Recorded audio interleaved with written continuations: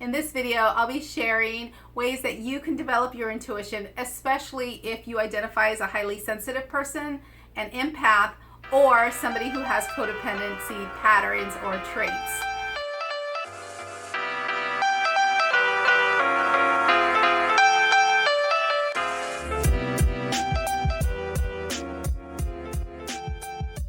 Hey guys, it's Francisca. Thanks for joining me for today's video. So I wanted to start off by saying that an empath, a highly sensitive person, and somebody who has codependency traits or is codependent are not the same thing. So you don't have to be an empath and also be codependent, or you don't have to be a highly sensitive person that is also an empath. There are three different things and three different ways to kind of explain what each one are, or explain what each one is. So just to quickly go over the differences, an empath is somebody who intuitively senses energy and maybe absorbs that energy and feels it themselves. For example, if you're an empath, you may walk into a room and this overwhelming feeling of sadness may come over you, and you may start feeling it in your body. And that may be because somebody in the room is sad, or there may be the sad energy in the room. So an empath really feels and senses other people's feelings or other people's energies or the energies in a room, right? A highly sensitive person is somebody who has a low threshold for a lot of stimulation. So a highly sensitive person can really take in a lot of information. Like maybe they walk into a room and they get like 500 pieces of information, whereas a normal person would walk into a room, or somebody who doesn't identify as a highly sensitive person would walk into a room and not take in all that information. So a highly sensitive person is really sensitive to a lot of stimuli, or a lot of things going on around them. So things like a lot of noise, a lot of people, a lot of movement, a lot of energy, a lot of stuff going on. So a highly sensitive person might also be somebody who's introverted too, and they may need to be alone a lot of the time to process their own feelings, because having so much stimulation is really too much for them, because they have that low threshold for a lot of stimulation. And then you have somebody who's codependent or has codependency patterns. And somebody who's codependent really takes on the responsibility of other people's feelings. And so they try to solve other people's problems. They don't have a sense of self, or they have a hard time working through their sense of self. So somebody who's codependent, for example, if you were having a problem and I was codependent, then I would come on and I would take on your problem, and I would try to fix your problem. And I would feel like I want to fix your problem. I want to do whatever it takes to fix you so that I feel better because my worth lies in fixing you. So, unfortunately, I do have a lot of codependency traits. So the reason that I wanted to make this video is because I blocked my intuition for such a long time, because I did absorb other people's feelings, because I am a highly sensitive person, and because I do have codependency traits that I've been working through over the last couple of years. And, because I was absorbing other people's feelings, because there was so much stimulation and I had a low threshold for that, because I wanted to fix everybody's problems and fix everybody's suffering, I didn't know how to listen to myself. And that's basically what intuition is. Intuition is, or building your relationship with intuition is, learning how to trust yourself. Everybody has intuition. Intuition is just a knowing of something without there being a logical reasoning behind it. So if you're a logical person or an analytical person, trusting your intuition can also be difficult for you. But the reason that I wanted to make this video is because I know that all of these things, being an empath, a highly sensitive person, and also being a codependent person, was one of the things that really helped me block my intuition, especially at a younger age, in my teen years and my 20s and my 30s. And so it wasn't until my 40s that I started developing a relationship with my intuition. And it's a really great relationship that I have with my intuition now, and I'm really glad that I do. So I wanted to kind of share some ways for you to develop your intuition, especially if you've been feeling any of these things. And if this resonates with you, I'd love to hear from you, because I know I'm not the only one out there who is an empath who is a highly sensitive person who's also developed codependency patterns and tendencies throughout the years. So I'd love to hear from you, and I'd love to hear your story too. So let me know in the comments below. So the things that you might feel when you are somebody who's an empath, a highly sensitive person, or a codependent person are overwhelmed. You might feel frustration. You might feel like really uncomfortable if people are fighting. If people aren't getting along, that really bothers you. And it bothers you because if you're an empath, you're absorbing the feelings. If you're a highly sensitive person, there's too much stimulation. And if you're a codependent person, you just want to fix everything and you want like everybody to be happy. And so it can lead to a lot of numbing. It can lead to a lot of people pleasing. I was the queen of numbing. I mean, I smoked pot from 12 years old up until 41. So July 4th is my 2-year anniversary of not smoking pot. I used to drink all the time. I also did cocaine, and so drugs and numbing with busyness too. Like before, a couple of years ago, my calendar was always full. I always had stuff to do. I was always either doing something for somebody else. I was running errands for other people. I was taking people to doctor's appointments. I was doing everything for everybody else, and I was everybody else's I was the go-to person for everybody else. I was also the go-to person for everybody to dump their problems on. And so if people had problems, they'd come to me and they'd, ask me for help with their problems. And I would be like, yeah, I'll help you because that's where I got my worth. Again, part of my codependency was fixing other people's problems. So people would come to me with their problems, but then I'd feel freaking drained. And I'd feel that way because I was an empath and I was absorbing their feelings. And I would also feel that way because I was a highly sensitive person and that was a lot of stimulation. So a lot of blocking my intuition came from not wanting to feel. And not wanting to feel meant I blocked off my feelings as well as other people's feelings. And I did that again by drinking, by staying busy, by staying high. And all of those things were so that I could block my feelings because having these feelings were too overwhelming. Absorbing other people's feelings was too overwhelming. And I didn't know how to handle it. And so that's how I blocked my intuition for a long time, because I wasn't aware that my intuition was coming from me because it wasn't logical, these feelings that I was having or these gut feelings that I was having. So again, intuition is a knowing without any logical reasoning behind it. And so it can be really confusing, especially if you are all these things, plus you're a logical person or a person that thinks really analytically. So what are ways that you can develop your intuition?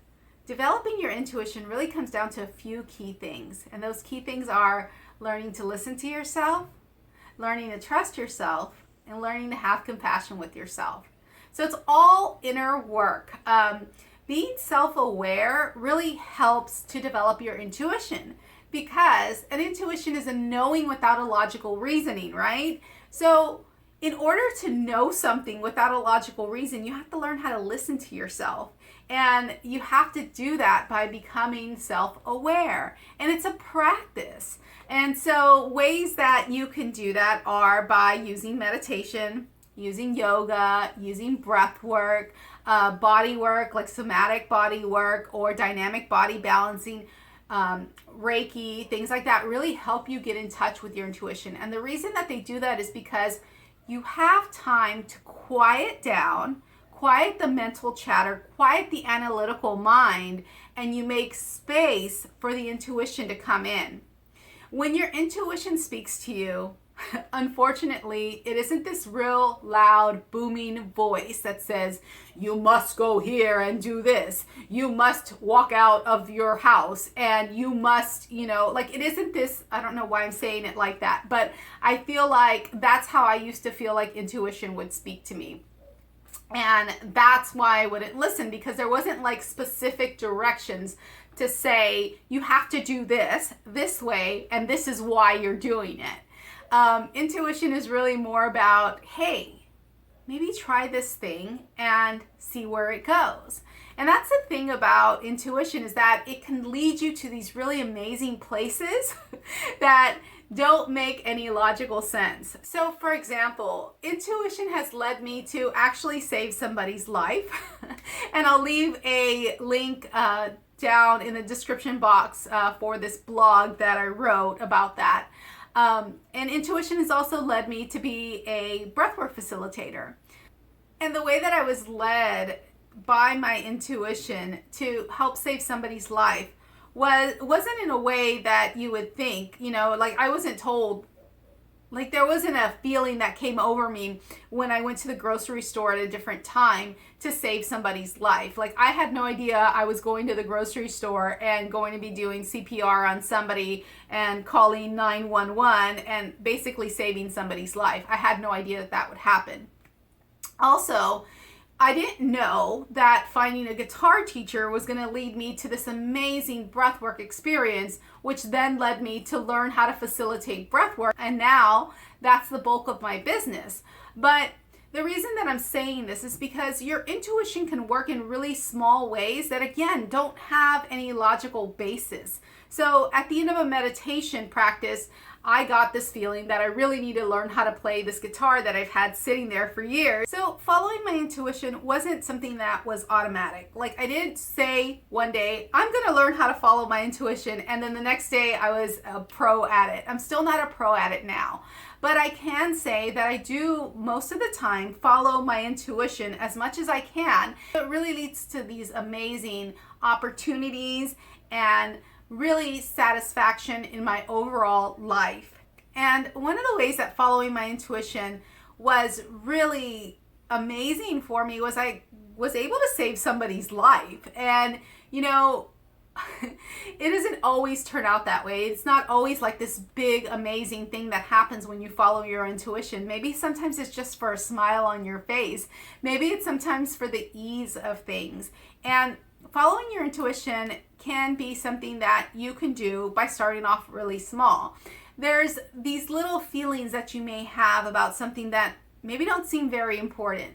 So, for example, when I started learning how to trust my intuition and I started building this relationship with my intuition, I was getting ready to go to the beach, and I was getting stuff out of the trunk, and I saw my dashboard wipes, and I had this feeling, hey, grab your dashboard wipes. But I didn't. I was like, well, that's silly. Why would I need dashboard wipes? And then the other feeling came to me, like there might be traffic, so you can actually have something to do while you're sitting in traffic. And I was like, that's silly. There's no traffic. And 20 minutes later, I'm laughing my head off because I am in traffic for an hour without dashboard wipes to wipe my dashboard. And so I use that example as a way to learn how my intuition speaks to me. There was another example where I listened to my intuition, and it really led to an amazing thing. So I was in meditation, and at the last 5 minutes of my meditation practice, I was like, oh, I really want to learn how to play my guitar. I've had this guitar for years. I really want to learn how to play it. So at the end of my meditation, I got up and I started researching guitar teachers in Houston, and I found two. One that was close and it was logical because it was a 5-minute drive. The other one was like a 40-minute drive, and he didn't have Saturday classes, and I really wanted Saturday classes, but the one that was further out that didn't have the Saturday classes really felt intuitively right to me. But I ended up picking the one that was 5 minutes away because it was logical, but then just something didn't sit right. And I was like, okay, if this isn't the right person for me to take guitar lessons with, let me know. And then a couple of days later, the guitar teacher who's further out, the one who felt logically right, messages me, says he has a Saturday opening. Because it felt right, I went ahead and went with this guy.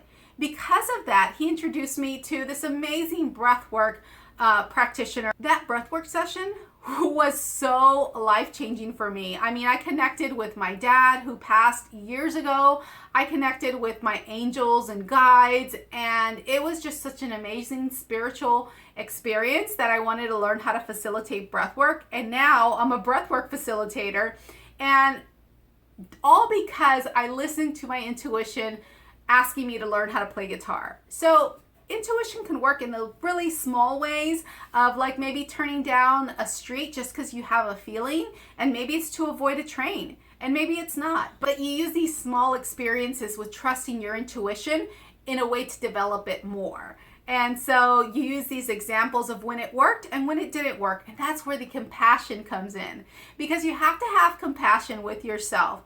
You have no idea why your intuition is speaking to you. Again, it doesn't make any logical sense. There isn't any reasoning behind it that's analytical or logical or that makes sense on that level.